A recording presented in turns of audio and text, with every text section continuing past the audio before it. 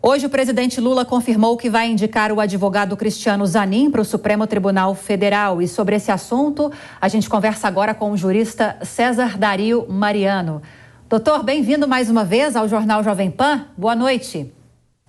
Boa noite, Lívia. Boa noite aos telespectadores. Bom, trouxemos no início já dessa edição, doutor, a notícia. Não tem como recuar, mas já está publicada essa indicação no Diário Oficial da União de hoje, desta quinta-feira. O próprio presidente Lula, durante um evento no Itamaraty, já chancelou, já confirmou essa decisão de indicar Cristiano Zanin para ocupar a vaga de Lewandowski no Supremo Tribunal Federal. Eu queria uma análise sua, doutora, a respeito de dois aspectos em relação a essa indicação. O primeiro é técnico e jurídico, se na sua opinião, Zanin preenche todos os requisitos necessários para ocupar uma vaga no Supremo Tribunal Federal, e um critério mais político, subjetivo, de qual seria o impacto político e social da indicação do nome dele para essa vaga. No que diz respeito aos critérios objetivos, notadamente a conduta ilibada e o notável saber jurídico, eu não tenho a menor dúvida. Ele preenche, sim, ele mostrou ser um advogado aguerrido, conhecedor do direito, quando defendeu o presidente Lula nas ações da Lava Jato. Mas aí começa o problema. Por quê? Porque há uma ligação subjetiva muito forte entre até o Zanin, o advogado Zanin, que ele ainda não foi nomeado pelo presidente da República, e o próprio presidente da República. É uma ligação muito forte. E essa ligação, ela, no Código de Processo Penal, ela diz que ele é suspeito ou impedido. Ou seja, ele não vai poder atuar em processos em que o presidente Lula, seja investigado, processado ou interessado, e nem em processos em que a presidência da República seja parte, porque a presidência da República e o presidente da República acabam se confundindo. Porque o Código de Processo Penal, ele afasta do processo aquelas pessoas que atuaram no processo, né, no que diz respeito ao processo. Vamos falar do presidente Lula especificamente, ele não pode atuar, porque o Código de Processo Penal diz que o magistrado que atuou nesse processo, seja julgando, ou, no caso, o advogado, que atuou nesse processo, ele não pode, de maneira nenhuma, funcionar como magistrado. Tá? E outra coisa mais preocupante ainda é no que diz respeito à suspeição, porque a amizade íntima entre ele e o presidente Lula, não dá para negar isso. Então, ele não vai poder atuar em processo em que o presidente Lula tenha sido processado, que tenha interesse. Feito isso, retirando esses processos, ele é considerado um excelente nome para a corte. Eu posso até não concordar com os posicionamentos dele externados na Lava Jato, mas não há como negar que ele é um excelente nome para ocupar a Corte Suprema.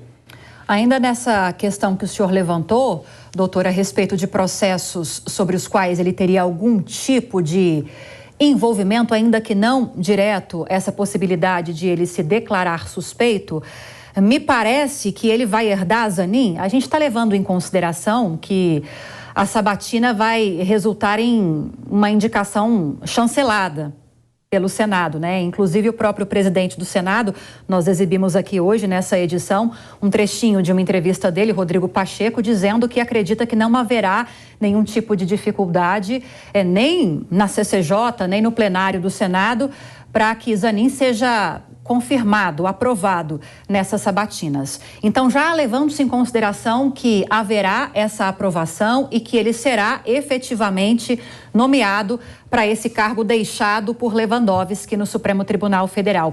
Ele herdaria, se esse cenário se configurar, quase 260 processos. que estavam sob responsabilidade, inclusive processos que tinham esse envolvimento de Lewandowski, não sob responsabilidade efetivamente de Lewandowski. É esperado, então, doutor, muito mais do que necessário, o senhor acredita que principalmente naqueles processos que tratam da Lava Jato, que tratam de casos ligados à defesa de Lula dentro de processos na Operação Lava Jato, é esperado que Zanin se declare suspeito nesses casos? Se ele não se declarar suspeito, ele corre o risco de cometer crime de responsabilidade. Ele pode sofrer um processo de impeachment, que um dos casos em que o ministro do Supremo Tribunal Federal comete crime de responsabilidade é quando ele julga a causa no qual ele é suspeito, e não há a menor dúvida. Eu vou muito mais longe, ele não é só suspeito, ele é impedido pelo Código de Processo Penal de atuar nesse processo. Ora, se ele foi advogado do presidente Lula, ele não pode julgar nenhum dos casos em que ele foi advogado. Então, isso daí, objetivamente falando, está no Código de Processo Penal, não tem como negar. Agora, naqueles casos em que ele não atuou como processo, mas se relacionam direta ou indiretamente com o presidente Lula, com a presidência da República, também ele não tem como negar que ele nutre amizade íntima. Isso daí não há a menor dúvida no que diz respeito a isso. Eu não vou discutir aqui o mérito da indicação dele, porque ele é uma pessoa que preenche os requisitos previstos na Constituição: conduta ilibada, notório saber jurídico, maior de 35 anos de idade. Não há como negar isso. Ninguém pode negar, pode até discordar dos posicionamentos dele ser garantista, dele ter um posicionamento que parte dos juristas adota, parte não adota. A pessoa pode até discordar desse posicionamento. Mas, no que diz respeito a impedimento e suspeição, isso daí os senadores vão ter que arguir, vão ter que perguntar a ele se ele vai se dar por impedido e se ele vai se dar suspeito, se ele vai julgar processos que digam respeito à presidência da República ou ao próprio presidente. Porque pelo Código de Processo Penal ou até pelo Código de Processo Civil, ele não pode julgar esses casos. E se ele julgar caso no qual ele é suspeito, é caso de impeachment. Então, eu não acredito de maneira nenhuma que ele vá atuar nesses processos. É uma pessoa responsável que conhece o direito e ele não vai se enveredar num problema que pode causar a ele muito grande, que é um processo de impeachment por atuar em casos que ele é suspeito. E essa suspeição é evidente, o impedimento é muito claro. Isso daí é objetivo, está na lei objetivo. Ele atuou nesses processos, ele foi advogado de um dos acusados. O Código de Processo Penal diz que ele deve se afastar objetivamente. No que diz respeito à suspeição, que é algo subjetivo, é algo que liga o magistrado às partes, também não me parece crível ele dizer que ele não tem amizade íntima. Porque a pior coisa que existe para um magistrado é quando ele não é imparcial. O juiz parcial é o pior pecado que pode existir dentro do processo. Essa parcialidade, essa falta de isenção. Porque o juiz que julga, já predisposto a julgar de uma determinada maneira, ele é parcial. E eu não tenho a menor dúvida de que alguém que nutre amizade íntima por alguém, não tem condições humanas, porque isso daí é dentro do nosso próprio subjetivismo, de julgar o seu amigo. A pessoa até pode fazê-lo, mas não se esqueça de uma coisa: não basta ser honesto. Há necessidade de parecer honesto. Isso já se dizia na época de César. Né? Não basta ser honesto, há necessidade de parecer honesto. A mulher de César não precisa ser honesta, mas ela tem que, pelo menos, parecer honesta. E os filósofos já falam isso daí há muito tempo. Agora, doutor, para a gente encerrar, como a aposentadoria em abril, se não me engano, dia 11 de abril, de Ricardo Lewandowski, a Suprema Corte perdeu um ministro claramente com perfil garantista. Ele mesmo, o próprio Lewandowski, já se colocou nessa posição em entrevistas e, mais recentemente, ele disse que esperava ter deixado uma visão mais garantista em relação aos direitos dos acusados nos processos criminais e uma visão mais generosa no que se refere aos direitos das pessoas social e economicamente menos favorecidas.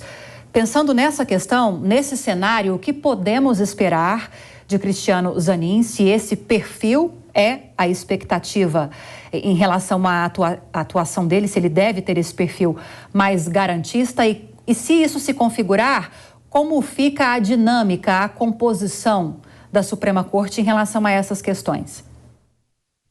Eu não acredito que ele vá se diferenciar do ex-ministro Lewandowski, que era extremamente garantista. Eu até dizia que ele era hiper garantista, muito mais do que a gente espera de um ministro. Então, eu acredito que o Cristiano Zanin, doutor Cristiano Zanin, vai também nesse mesmo sentido, porque ele é advogado. Então, advogado, a gente costuma dizer que o cachimbo, ele forma a boca, essa é a verdade. Então, vai ser moldado. Então, se ele é advogado, ele tem o subjetivismo dele, a ideologia dele, de advogado. E, normalmente, os advogados, eles são muito mais favoráveis aos réus do que os promotores, os membros do Ministério Público, até mesmo os magistrados. Então, normalmente, o advogado, ele tem uma inclinação, uma forte inclinação ao garantismo. Isso daí não é nenhum demérito, isso daí parte do própria subjetivismo da pessoa, do conhecimento jurídico de cada um que vai julgar. Então, nós teremos um posicionamento muito parecido com o do ex-ministro Lewandowski. Quer dizer, não vai mudar absolutamente nada, porque vai sair um garantista e provavelmente teremos um outro garantista. Então, isso daí não vai mudar. Para alguns, felizmente, para outros, infelizmente. Isso daí depende do subjetivismo de cada um. Exatamente. É uma questão, mais uma, né, doutor, de interpretação dentre tantas nesse mundo. Queria te agradecer, conversamos com o jurista César Dario Mariano a respeito dessa confirmação, dessa indicação de Cristiano Zanin pelo presidente Lula para ocupar a vaga de Lewandowski no Supremo Tribunal Federal. Doutor, obrigada mais uma vez pelas explicações, uma ótima noite e até a próxima. Boa noite a todos vocês. Obrigada.